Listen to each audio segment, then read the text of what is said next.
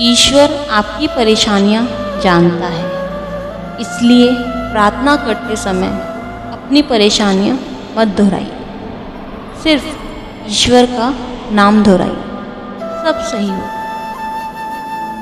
हर सुबह उठकर यह प्रार्थना करो कि हे प्रभु, रात सुख की बीत गई, अब नया दिन निकला है। मेरी वाणी से, मेरे हृदय से, मेरी आँखों से, मेरे हाथों से किसी का बुरा ना होने देना। जीवन में परेशानियाँ चाहे जितनी हो, चिंता करने से और ज़्यादा होती हैं, खामोश होने से बिल्कुल कम, और सब्र करने से ख़त्म हो जाती हैं, तथा परमात्मा का शुक्र करने से खुशियों में बदल जाती हैं। निराशा को त्याग दीजिए, आशा की किरण आज नहीं कल अवश्य चमके।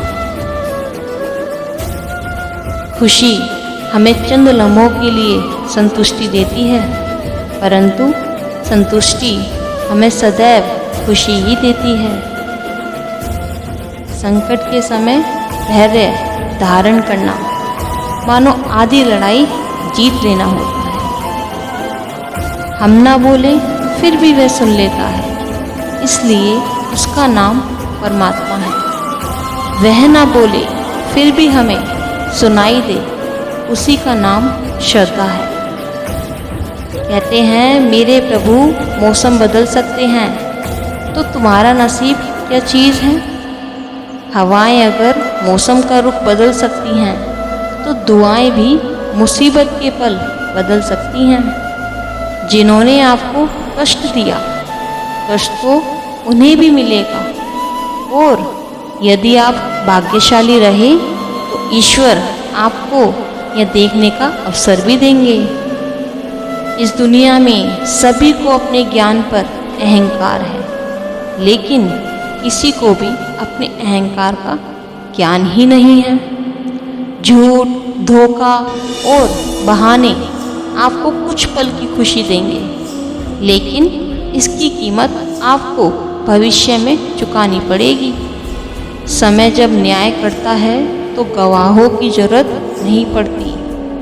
अपमान का बदला झगड़े या लड़ाई से नहीं लिया जाता, बल्कि शांति से कामयाब होकर लिया जाता है। मौन सबसे अच्छा उत्तर है किसी ऐसे व्यक्ति के लिए जो आपके शब्दों को महत्व ही ना दे।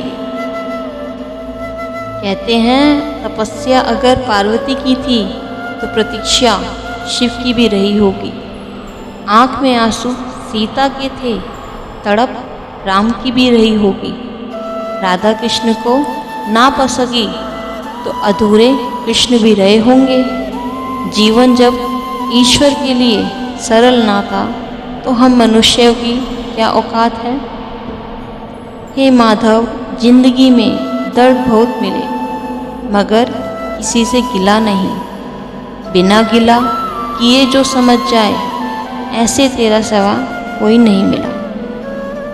पता नहीं कैसे परखता है मुझे मेरा ईश्वर, परीक्षा भी कठिन लेता है और हारने भी नहीं देता। कहते हैं ना मेरे कारज करे मेरे माधव, मुझे चिंता ना कोई, करने वाला कर रहा है जो होना सो होई। अगर विश्वास में विष भी है और आस भी है, ये स्वयं पर निर्भर करता है कि क्या ग्रहण करना है। क्योंकि मुख वो अच्छा जो कृष्ण जी का चिंतन किया करे, नेत्र वो सुंदर जो कान्हा जी की छवि निहारा करे, कान वो मोहक जो हरि चर्चा सुना करे, जीवा वो प्यारी जो हरि नाम रसपान किया करे। अगर दोस्तों दूसरों को दुखी देखकर तुम्हें भी दुख होता है, तो समझ लो भगवान ने तुम्हें इंसान बनाकर कोई गलती नहीं की है। जब किसी के नाम को बार बार पुकारा जाता है तो उसे मुड़कर देखना ही पड़ता है कि उसे कौन बुला रहा है। उसी प्रकार जब ईश्वर का स्मरण निरंतर किया जाता है, ईश्वर को उनकी पुकार सुननी ही पड़ती है।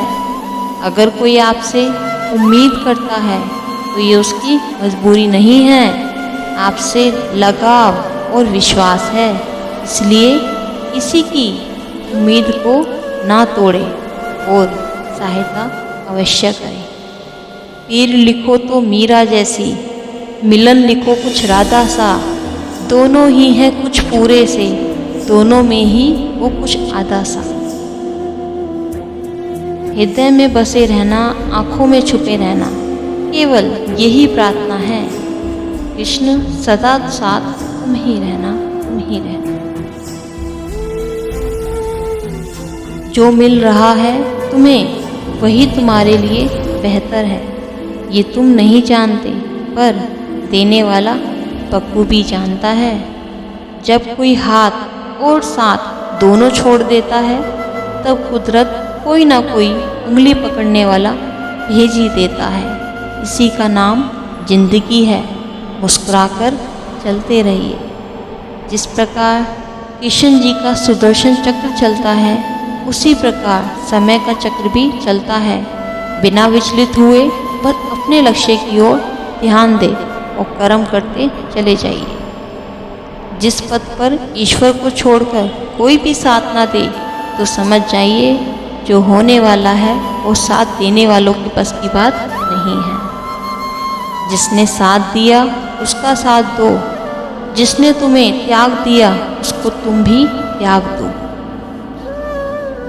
तुम अपने आप को भगवान को अर्पित करो, यही सबसे उत्तम सहारा है।